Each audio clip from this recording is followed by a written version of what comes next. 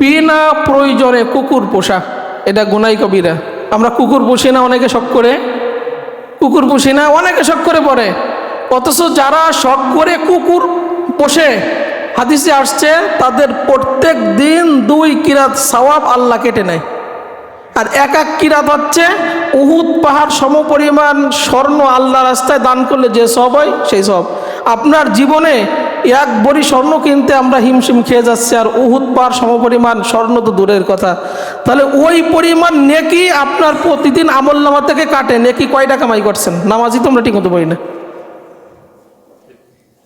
এজন্য আমরা যারা শখ করে কুকুর পালি, এটা আমরা পাহারা দেওয়ার জন্য। সে ভিন্ন আরবে ছিল, যদি এরকম লাগে সেটা ভিন্ন কথা, কিন্তু শখ করে আমরা কেউ কুকুর পালবো না। এই কুকুরের কারণে আমাদের ঘরে কি আসে না? যে ঘরে রহমতের ফেরেশতা আসে না, কি কারণ? ছবি যদি থাকে, কুকুর যদি থাকে, সেই ঘরে আল্লাহ রহমতের ফেরেশতা আসে না। এই জন্য আমরা যারা শখ করে কুকুর পালি, এই কুকুর পালা থেকে আমরা কি থাকবো?